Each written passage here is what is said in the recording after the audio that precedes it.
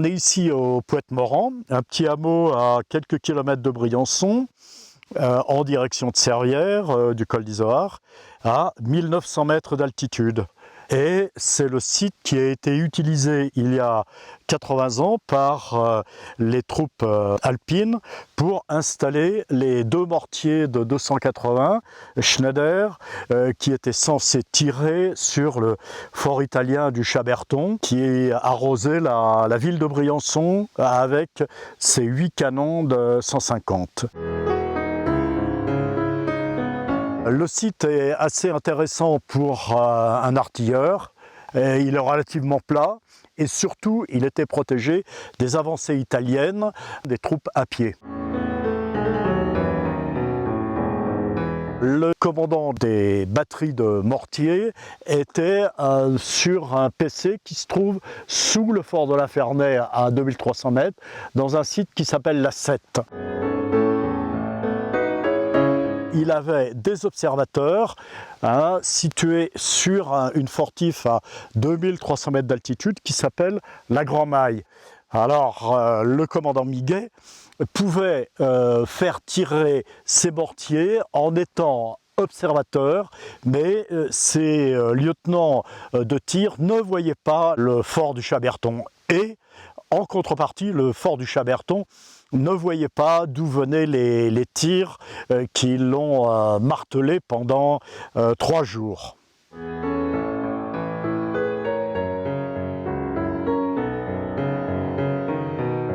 Le 10 mai 1940, la France et l'Angleterre entrent en guerre contre l'Allemagne qui a envahi la Pologne. Des accords étaient conclus en sous-main avec l'Italie pour que l'Italie puisse entrer en guerre. Mais Mussolini n'était pas très sûr de son armée et pensait qu'il aurait mieux valu entrer en guerre en 1942-1943 pour que son armée soit au point. Une armée qui était très mal motorisée et avec des canons de briques et de broc, des mortiers, mais par contre avec des soldats courageux et des alpini qui formaient les troupes de montagne, qui étaient tout à fait des soldats au point, comparables à nos sections d'éclaireurs skieurs qu'on trouve en Briançonnais.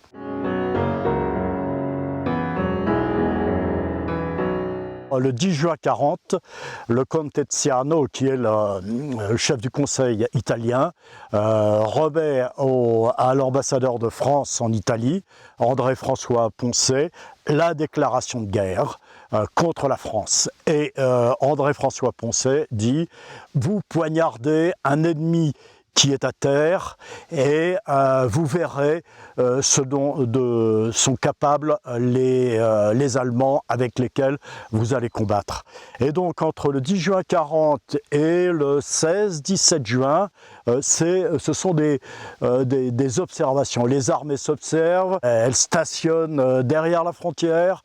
Et les Français font pareil, installent leur artillerie pour être prêts dans les jours qui viennent.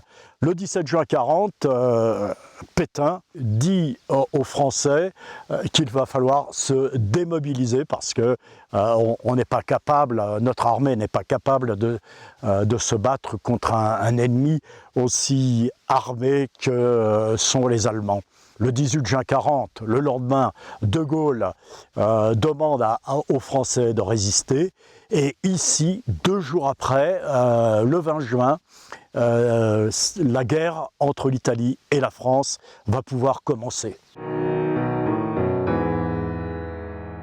Le contexte historique local, c'est une artillerie de montagne puissante, un peu hétérogène, mais avec des gens compétents. L'armée des Alpes en Briançonnais, c'est 11 000 soldats contre 35 000 Italiens.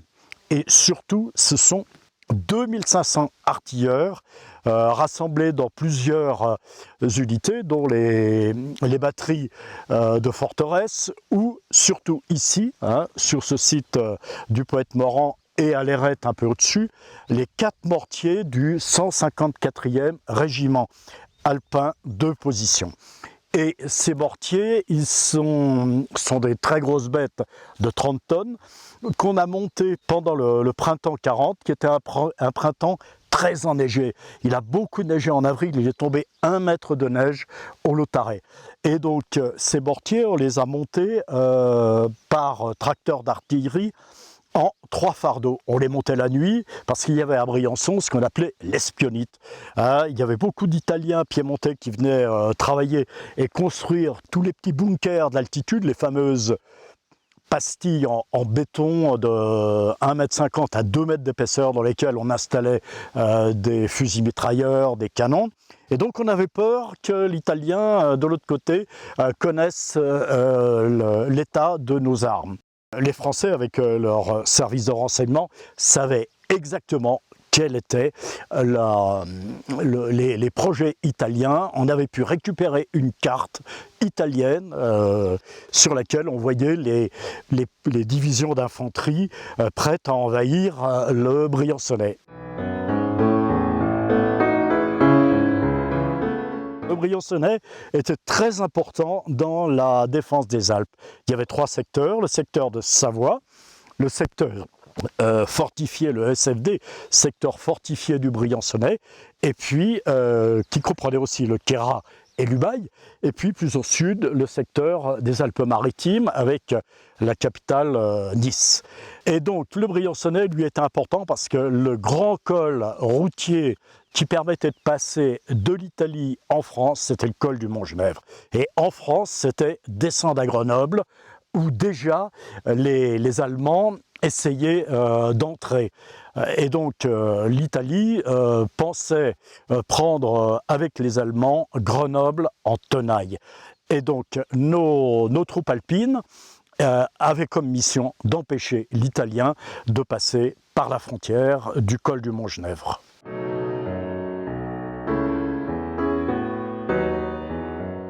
Le 20 juin 40, le temps est très mauvais. Il a neigé, il pleuvait, il y avait un brouillard et les artilleurs ne voyaient pas la cible du Chaberton. Et le 21 juin à 6h30 du matin, le lieutenant Miguet, qui était le chef des batteries des 280 Schneider, reçoit du commandement situé à Briançon les prévisions météo qui indique qu'il va y avoir une éclaircie sur le Chaberton. À partir de 8h du matin, le lieutenant Miguet fait mettre en position ses artilleurs et donc à 10h, le tir va pouvoir commencer. Et de 10h du matin à environ 11h, il va pouvoir tirer 8 coups qui, au fur et à mesure, vont monter le long du glacis sous le Chaberton et à commencer à détruire une des tourelles du Chaberton. Et puis, à 10h, le temps se couvre. Mais le Chaberton, donc Miguet va stopper son tir parce qu'il ne voyait plus les impacts. Il avait peur que tirer soit trop bas ou soit derrière le Chaberton.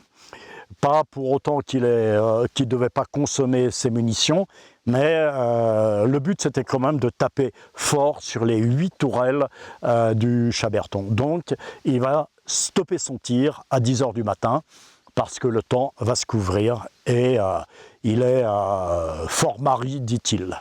À 15h, le ciel se découvre.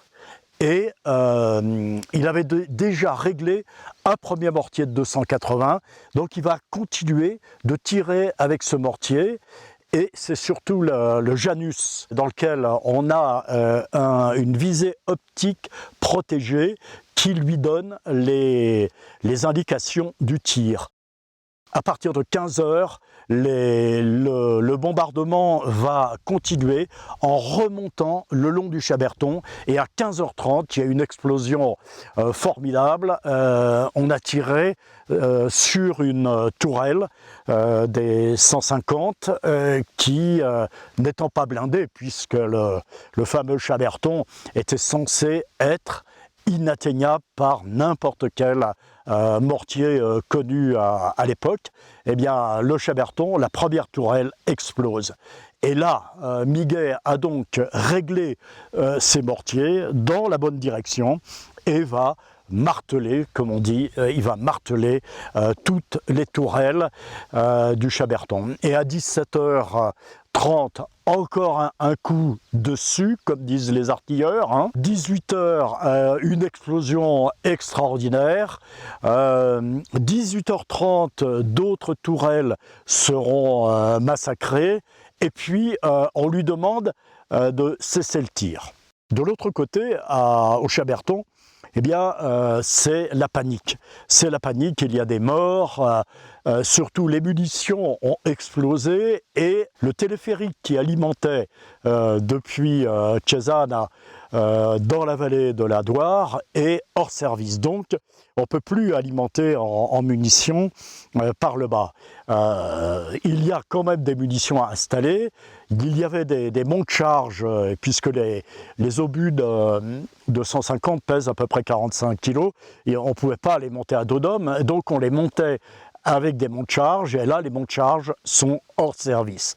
À 20h, le capitaine du fort, Spartaco Bevilacqua, arrête le tir, et donc le Chaberton s'arrête. Il restera en service 2 canons qui continueront d'arroser le Janus et le fort des Têtes, parce que Bevilacqua pensait que les tirs venaient du fort des Têtes, qui est quand même situé à vol d'oiseau à 2 km. Il n'a jamais pu penser, il n'a jamais pu savoir, Bevilacqua, d'où venaient les tirs.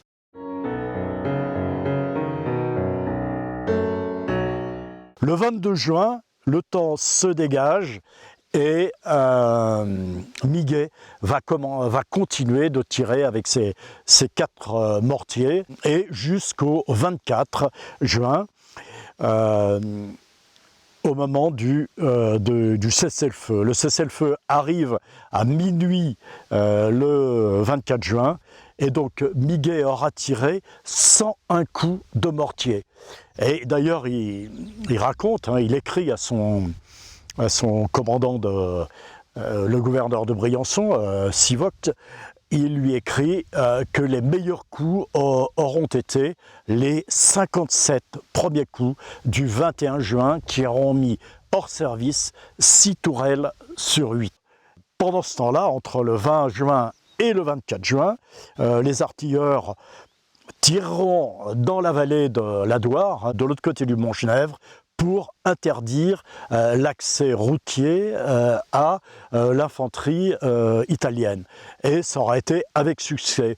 En parallèle des tirs d'artillerie, les sections d'éclaireurs-skieurs sont disposées dans la vallée du Bourget, dans la plaine du Mont-Genèvre, pour interdire l'accès aux Briançonnais des troupes alpines italiennes.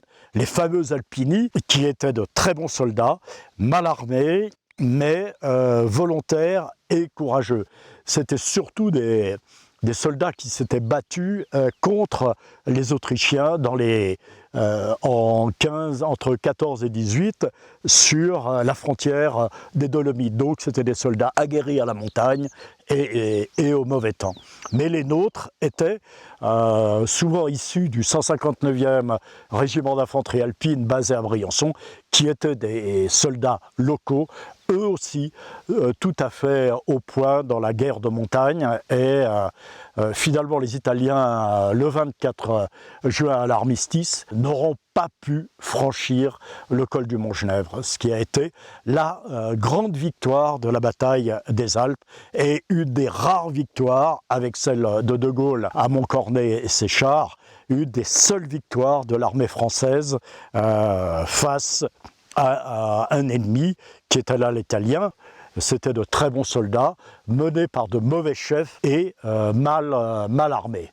D'ailleurs, Mussolini pensait que cette guerre serait effroyable et n'avait pas du tout confiance dans son armée.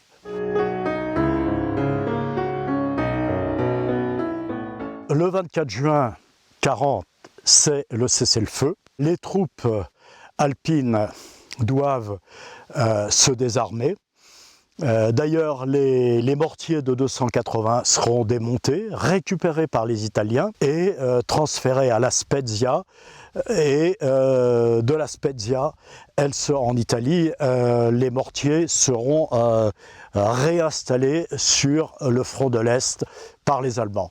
Nos soldats doivent être eux aussi désarmés.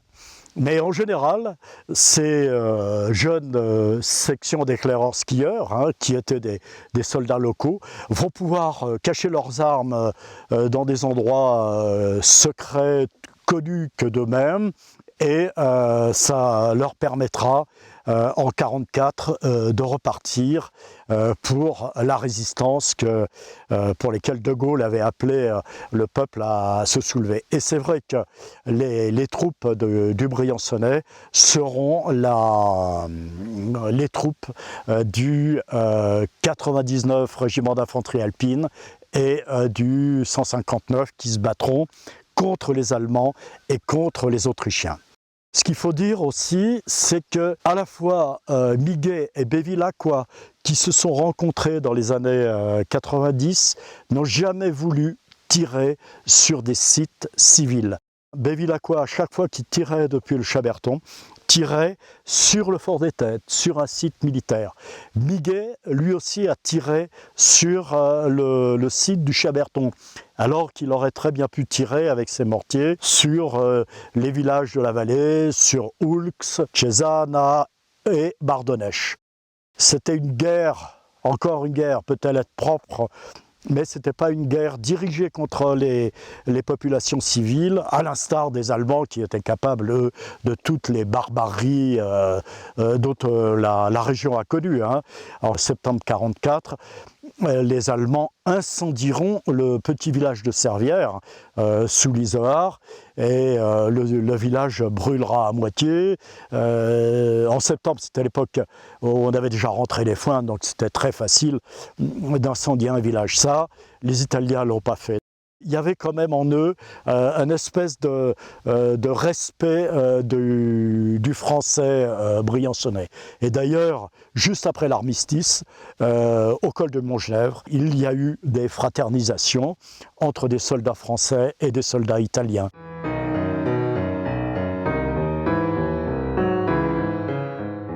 Cette guerre, c'est déjà les prémices d'une guerre moderne, avec des outils anciens.